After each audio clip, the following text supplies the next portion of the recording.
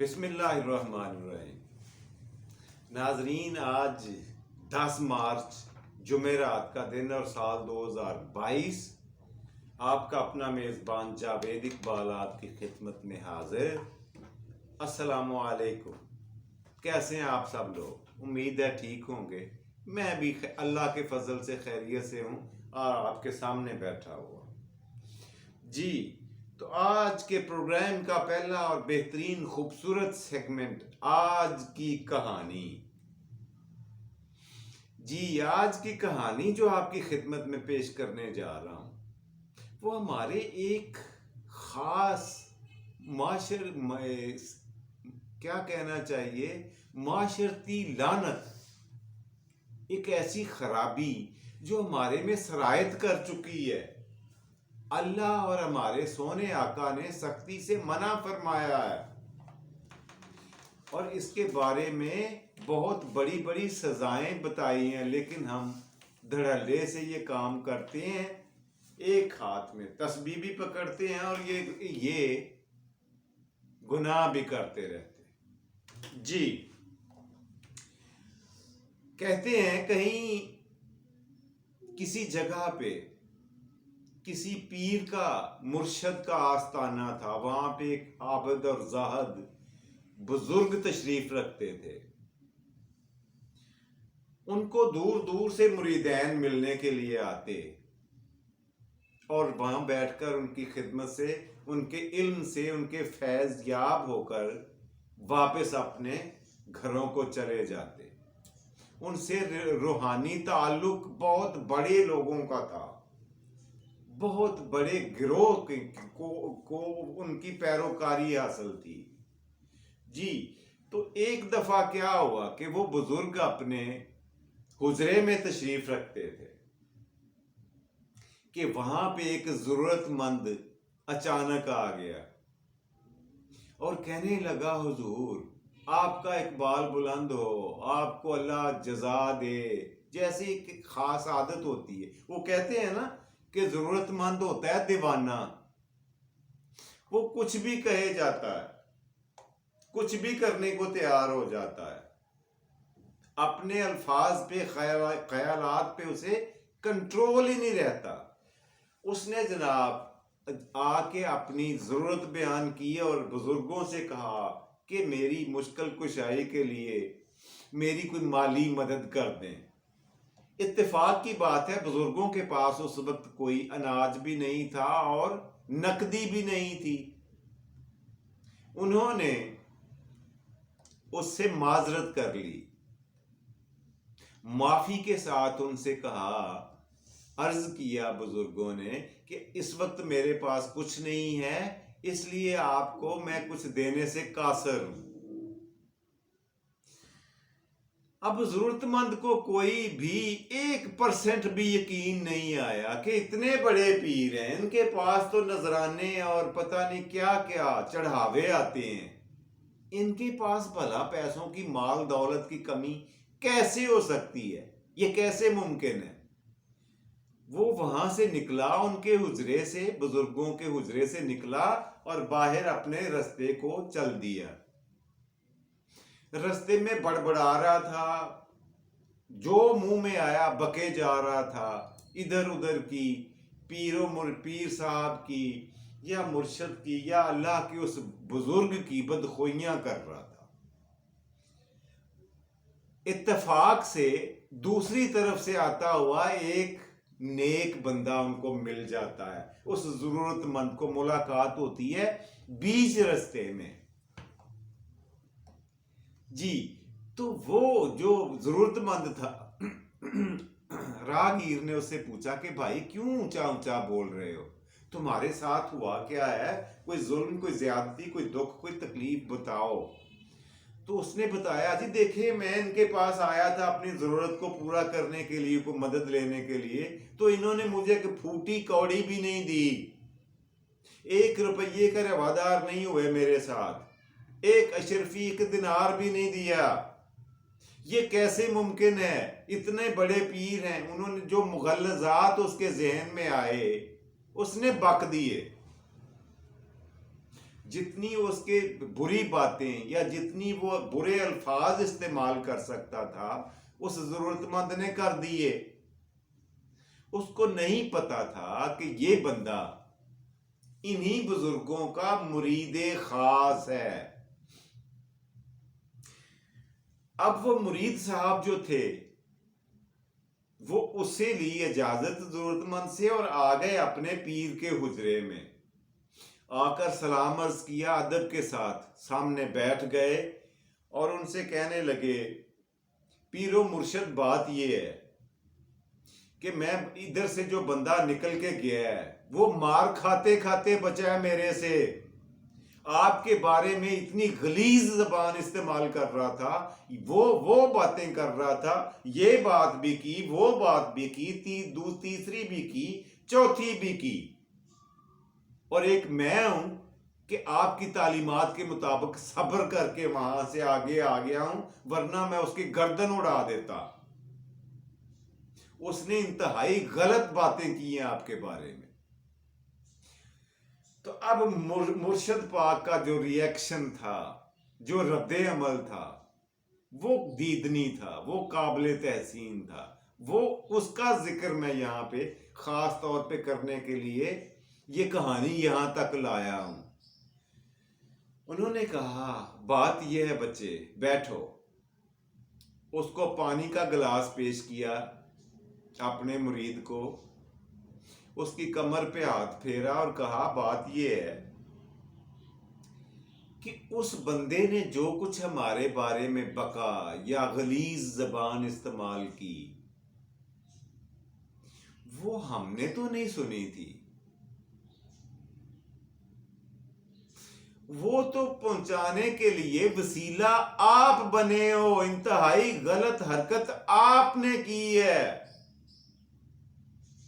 وہ تو میرے پاس اس کی آواز ہی نہیں پہنچ رہی تھی, بہت کافی فاصلے پر جو کچھ بھی کر رہا تھا, جو کہہ رہا تھا, وہ اپنے گناہوں میں اضافہ کر رہا تھا. اور تم نے وہ ساری باتیں اپنے اوپر لا کر میرے آگے رکھ دی ہیں. اصل گناہگار اور سزاوار تم ہو, وہ نہیں ہے. وہ تو ضرورت مند تھا, وہ دیوانہ تھا, اس کے منہ میں جو آیا کہہ دیا. اور تمہاری مرید صاحب, تمہاری مثال بالکل اس طرح سے ہے جیسے ہمارے کسی دشمن نے ہماری طرف تیر چلایا ہو اور وہ ہم سے پہلے ہی تیر گر گیا ہو, اور تم نے وہ تیر اٹھا کر لا کر میرے سینے میں چبھو دیا ہے, گاڑ دیا ہے. اب بتاؤ کہ اصل قصوروار وہ تیر چلانے والا ہے یا تم ہو جس نے وہ رستے میں گرے ہوئے تیر کو اٹھا کر میرے سینے میں چبویا. اور دوسری بات سنو, وہ جو بندہ میرے بارے میں جو کچھ کہہ رہا تھا, میری برائیاں کر رہا تھا, وہ ایک طرح سے میرا محسن بھی ہے. مرید حیران ہوا کہ محسن کیسے جی؟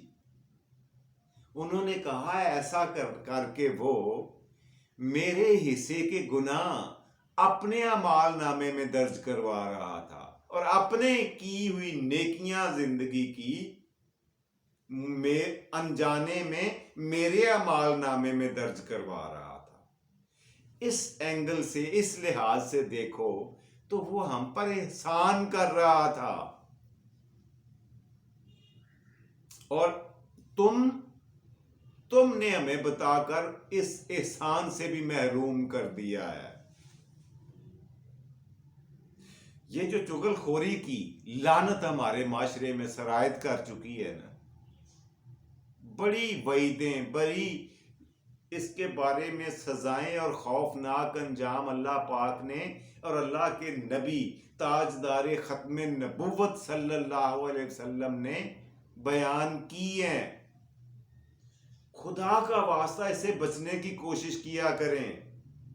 جسے آپ بتا رہے ہوتے ہیں دوسروں کی ادھر سے سن کر ادھر, ادھر کی سن کر ادھر, ادھر کی سن کر ادھر, آپ کسی کا کچھ نہیں بگاڑ رہے، اپنے نامہ اعمال کی نیکیاں اس کے کھاتے میں ڈال رہے ہیں. یہ میں نہیں کہہ رہا، ہمیں دینی احکامات اسی طرح کے ہیں کہ ایسا ہوتا ہے کہ آپ اس کے حصے کے گناہ اپنے ذمہ لے رہے ہو، اپنے اعمال نامے میں درج کروا رہے ہو بلا وجہ، اور ایک ایسا کام کر رہے ہو جسے بے لذت گناہ کہا جا سکتا ہے. یعنی وہ گناہ جس کا کوئی فائدہ ہی نہ ہو، صرف نقصان ہی نقصان ہو. اور تیسری بات اس کے بارے میں سن لے، ایسے بندے کی جو چگلیاں کھاتا ہے، چغل خوری کرتا ہے، وہ اپنی اعتبار، اعتماد اور بھروسہ کھو بیٹھتا ہے جسے اس نے برسوں لگا کر قائم کیا ہوتا ہے. اپنے اعتماد کو وہ 2 لمحوں میں کھو دیتا ہے. اور سننے والا اگر عقل مند ہو تو وہ سمجھ جاتا ہے کہ یہ میرے پاس آ کر اس کی برائیاں کر رہا ہے، لازم ہے کہ اس کے پاس جا کر یہ میری برائیاں کرے گا.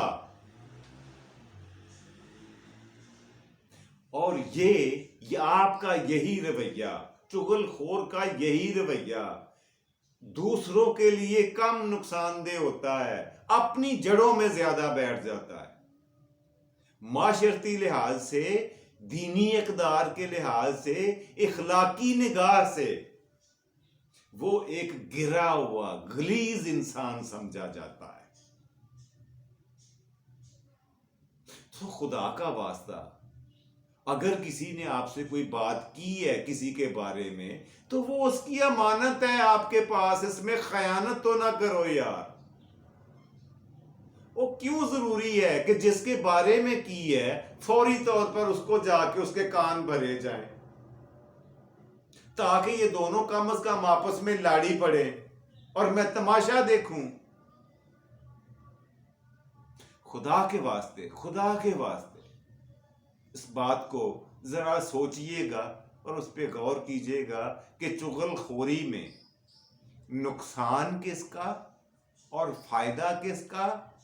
تو اور تیسری بات یہ کہ چغل خور کا اخلاقی، معاشرتی اور مذہبی مقام کیا ہوتا ہے. یہ 3 باتیں اپنے ذہن میں نقش کر لیں تو آپ کو سمجھ آ جائے گی کہ چغل خوری کتنی بڑی لعنت ہے اور اس سے بچنا کیوں ضروری ہے. جی، یہ تھی آج کی کہانی جو میں آپ کے سامنے پیش کرنا چاہ رہا تھا. تو آج کا جو پروگرام کا دوسرا اور بڑا سیگمنٹ ہے وہ ہے آج کا سوال. جی ہاں، آج کا سوال. لیکن اس سے پہلے پچھلے سوال کا جواب ہو جائے. پچھلے پروگرام میں میں نے آپ سے یہ پوچھا تھا کہ یہ بتائیں کہ قرآن مجید فرقان حمید میں جس قوم کا سب سے زیادہ ذکر ہوا ہے اس قوم کا نام کیا ہے؟ جی ہاں، اور اس قوم کا نام ہے بنی اسرائیل. بہت لمبا چوڑا بیان آیا ہے قرآن مجید میں ان کے بارے میں، بہت سارے واقعات درج ہیں سونی کلام میں.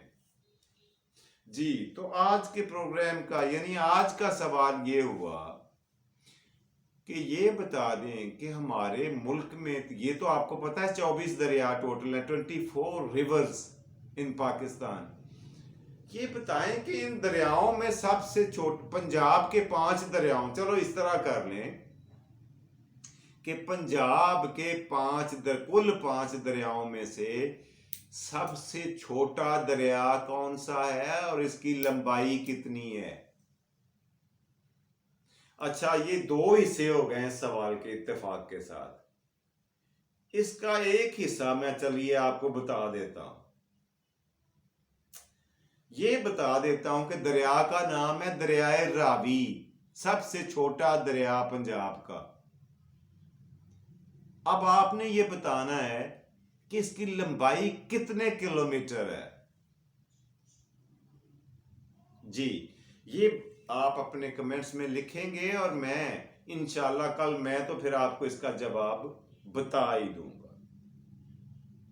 آج کے پروگرام کا تیسرا اور مزیدار سیگمنٹ، آج کا شعر۔ جی ہاں، آج کا شعر بڑا مزیدار لایا ہوں آپ کے لیے۔ آج کا شعر جو میں نے آپ کے لیے منتخب کیا ہے وہ یہ ہے کہ عطائے یار بھی بھلا ٹھکراتا ہے کوئی، یا یوں کہہ لیں کہ عطائے یار بھی کوئی ٹھکراتا ہے بھلا، عطائے یار بھی کوئی ٹھکراتا ہے بھلا، تیری طرح تیرے غم بھی سر آنکھوں پر۔ یہ تھا آج کا شعر، امید ہے آپ کو اچھا لگے گا۔ مجھے اپنی دعاؤں میں یاد رکھیے گا۔ اپنے میزبان جاوید اقبال کو دیجیے اجازت۔ اللہ سونا آپ کو آسانیاں دے اور آسانیاں تقسیم کرنے کی توفیق دے۔ اللہ نگہبان۔